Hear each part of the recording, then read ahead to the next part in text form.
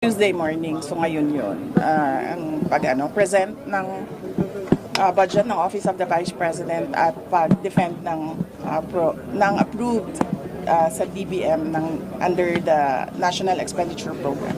Just like last time, ma'am, kayo lang din ang mag-isang humarap ngayon sa budget hearing po ng OVP. Oh yes, oo. Nag-usap kami ng mga kasamahan ko sa Office of the Vice President and syempre lahat ay apprehensive pa sa nangyari noon sa mga personnel. Nangyari noong committee hearing sa House of Representatives sa mga personnel ng Office of the Vice President na ang daming kinabahan, ang daming nagka-anxiety, ang daming nagkasakit. So sinabi ko sa kanila na it is best kung ako na lang yung aharap sa budget hearing ng Office of the Vice President. Next question, Marian. VP, yung 7.4 million pesos po na binanggit nyo, security personnel po, na public funds po ba galing? Yes. Oo. Napakaklaro nun, no, na wala akong ginamit para sa akin, para sa Vice President, na pera ng gobyerno para sa mga biyahe ko overseas.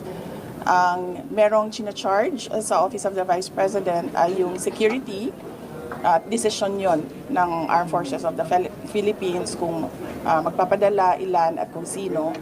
At yung pangalawa ay yung sa Office of the President, Office of the Vice President personnel na sumasama kapag meron akong events at activities for the Office of the Vice President. Ma'am, you were given an option earlier kung na pwede niyo i-waive ang iyong parliamentary immunity, but you opted to answer the questions anyway. Why po? Yes, oo. Ano nga ba yun? Meron silang tradisyon. According to the House of Representatives, meron silang tradisyon na hindi na nag-hearing ang budget ng Office of the President at Office of the Vice President. Pero kanina tinatanong ako kung i-waive ko ba yung tradisyon na yon nila, no? The privilege, yes. And sinabi ko na i-waive ko yung privilege na wala nang tanong sa budget ng Office of the Vice President. Ma'am, last two questions. Ma'am, were you expecting yung mga confidential fund questions and yung mga questions about your travel doon sa mga lawmakers na galing sa Makabayan? Were you expecting it already? Yes, oo. Madami kaming mga in-expect na mga tanong pero dalawa lang yung nilabas nila, no? Yung tanong sa confidential funds na sinabi ng defense lawyers na huwag sagutin kasi meron silang defense strategy na hindi dapat malaman. Ma'am, pero yun nga ma'am, you expected po ma'am na parang dalawa lang yung Makabayan pero yung minority po ma'am had to offer your privilege, parang nirespect nila na hindi nila sila magtatanong. So ano po reaction po niyo na yung almost all of the minority bloc po ma'am hindi na rin po nagtanong aside from ng Makabayan? Hindi ko naintindihan yung tanong, sorry. Pakiulit. Aside po ma'am, kasi na parang minade na rin po ng minority, hindi na po nagtanong yung almost lahat ng minority, members ng minority sa inyo. Of course, majority expected na hindi na magtatanong. Yung minority di po nagtanong sa inyo ma'am. So ano po yung reaction po ninyo na parang dalawa lang sa minority, yung Makabayan bloc lang nagtanong and hindi lahat yung ng minority members ma'am?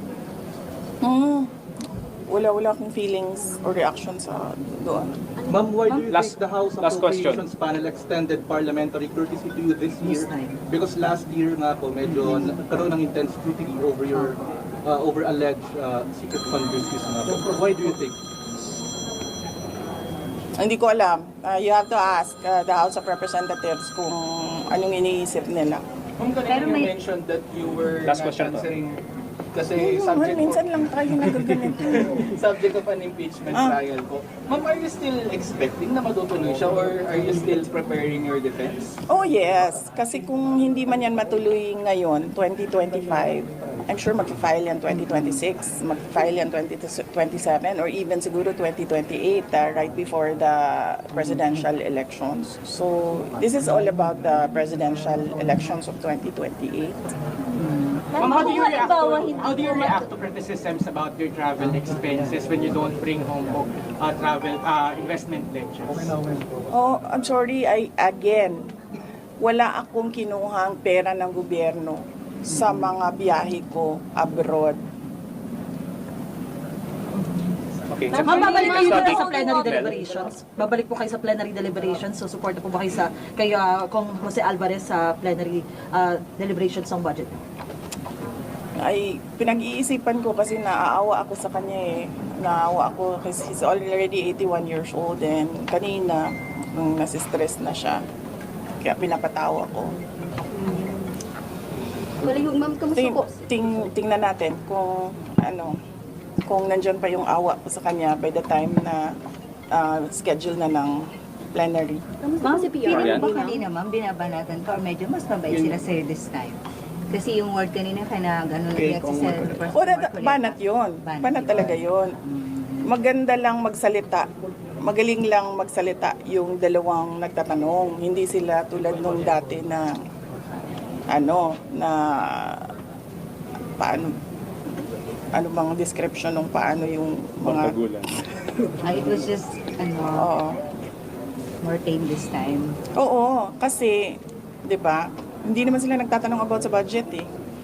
Nagtatanong sila about sa confidential funds at sa travel. Eh sinabi ko na nga eh, wala naman akong kinuhang pera ng gobyerno para bumili ng ticket, humingi para sa hotel, para sa representation per dime, wala naman akong kinuha sa gobyerno eh.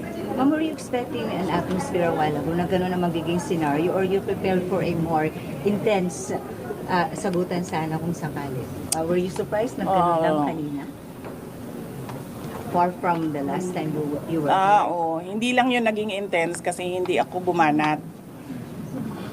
Last time kasi, bumabanat ako kaya naging intense siya. So kanina, naisip kong, pamanatan ko ba ito sila o hindi? Why ma'am? Ba't nga ba Hindi hindi? kayo decided Ba't nga po? Naawa ako kay Congressman Pepito Alvarez kasi he's 81 years old and I do not think that he can handle the stress of an intense and heated budget hearing. Marian. Si PRRD, kamusta po? Tumawag siya last Friday. Monday ngayon. Hindi siya tumawag kahapon. Tuesday now, ma'am. Last Friday siya tumawag. He's okay. Paano okay? Can you elaborate po? He's okay. Nag-usap kami about politics. Nag-usap kami about flood control. Nag-usap kami about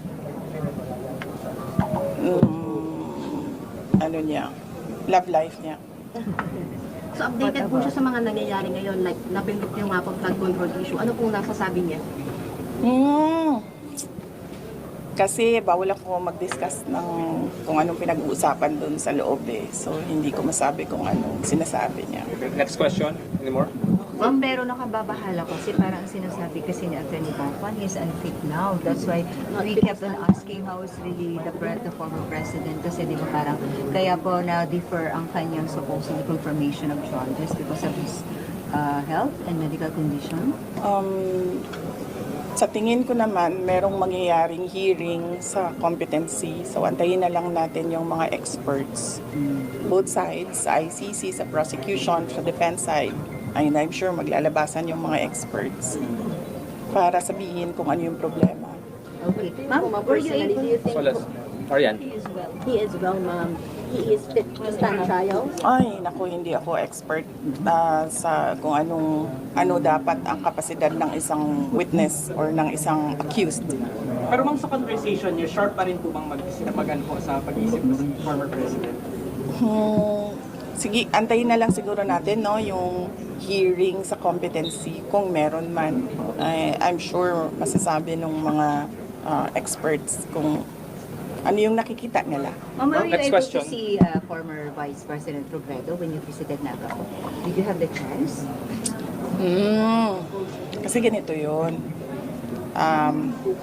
Noong nakita kami ni Vice President Robredo sa bahay niya, alala nyo, hindi naman odd yun. Hindi odd yun sa akin kasi binibisita ko talaga yung mga former vice presidents. Nag-courtesy call ako sa kanila, nagpapakilala ako. Sinasabi ko kung ano nangyayari sa opisina, ano yung projects ngayon, mga ganon, updates.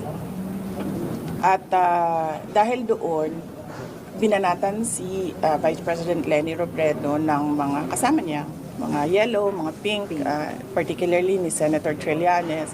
At hindi ko kasi gusto yung naggaganon yung isang former Vice President. Being a Vice President, ayoko yung ginaganon ang mga former Vice President. So, for this visit sa Naga City, nagdesisyon ako na huwag kami magkita para wala nang masabi ang mga tao about former Vice President Leni Robredo. Ma'am? Ma'am, Haji? usap po kayo. Opo, ma'am? Kayo tapos. Hindi ma'am, wala kaming numbers sa isa't isa. Haji? Opo. Ma'am, Madam Vice President, magandang tanghali po. Baka lang po aware po kayo sa recent moves po ni Cavite Representative Kiko Barzaga sa House. Parang china-challenge niya po kasi yung leadership ni House Speaker Martin Romualdez. Oo, dapat lang. Dapat lang talaga. Dahil nakita niyo naman yung budget 2023, 24, 25. Malamang agawan na naman yan ng budget sa 2026. At lahat yung mga past budgets natin, nakita natin na it was under the leadership of Speaker Martin Romualdez. Ma'am, dahil hindi mamatay-matay yung issue ng ouster attempt dito sa Kamara, kayo po ba may personal po ba kayong bid for the speakership? Wala, hindi ako, masyadong madami kaming inaasikaso sa Office of the Vice President para ko isipin kung anong nangyayari sa House of Representatives. Other matters, ma'am, baka meron din po kayong comment dun sa independent commission po ng Pangulong Composition. Baka may any comment kayo? Pag ikaw presidente ba, tapos alam mo na kung anong nangyayari. Tapos nakikita mo na based on the budget kung paano binaboy yung pera ng bayan. Mag-aantay ka pa ba ng komisyon o ng Truth Commission o ng kung anong komisyon yan? Actionan mo kasi kaagad, dapat yan eh. Unang-una, sinabi ko na noon, nag-appoint siya, nagpumili siya ng speaker na involved sa bribery nakalagay sa isang kaso doon sa Amerika. Klarong-klaro na doon nakita na involved siya sa racketeering and sa bribery. So, ikaw ba, presidente ka ba, ilalagay mo ba yung ganyang klaseng speaker? Siyempre, hindi na, di ba? So, anong nangyari sa budget natin? Na-racketeering din yung budget natin. Tapos, siyempre, sumabog na. Hindi ako makapagsalita sa Department of Public Works and Highways, pero makapagsalita ako sa DepEd kung anong nangyari. At sinabi ko na sa inyo.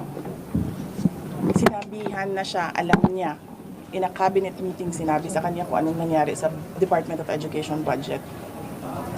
And then, ang ginawa niya is nag-change topic siya. So,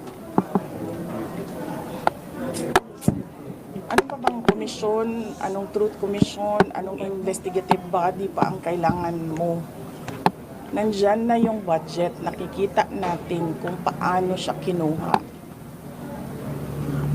Diba dapat nun, diretso mo na gawin, tanggalin mo na yung speaker mo, ayusin mo na yung, sabihan mo na yung mga kaalyado mo sa House of Representatives, ayusin niyo yung budget, tapos panagutin mo na yung mag-lifestyle check ka na dyan sa mga congressman at sa mga staff nila. Dami dyan, may bahay sa abroad. Diba? Masyado siyang, hindi niya alam kung ano gagawin at masyado siyang mabagal gumalaw. Nagmamadali ang Pilipinas eh. Pero alam niya lahat, ma'am.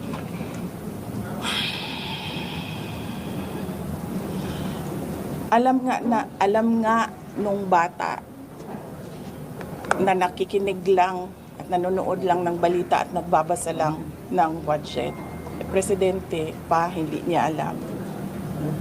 Pero ma'am, di ba too little too late na po ba yung ginawa ni BBM and of course, Dapat po ba talagang kasuhan na si Speaker and si Saldico sa mga ginawa nila? Actually, hindi na nga siya too little too late eh. Nothing na nga siya eh. Nothingness na ang ginagawa ngayon.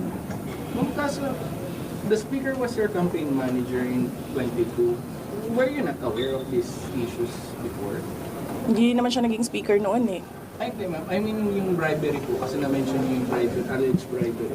Were you not aware during the 22 campaign? I do not remember the exact time kung kailan ko nalaman yung case doon sa United States kung saan nabanggit yung pangalan niya sa pagtatanggap ng bribery for the cases that were filed here in the Philippines. Pero hindi naman kasi ako ang pumipili ng speaker eh. Ang pumipili ng speaker ay ang presidente. At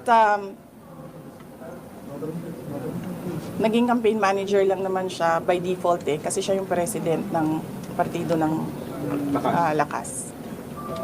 Ma'am, yung umuubo Any more na questions? po sa Senate, ma'am. Senate po, ma'am. Sa Ano Senate. naman? Hindi naman tapos-tapos yan.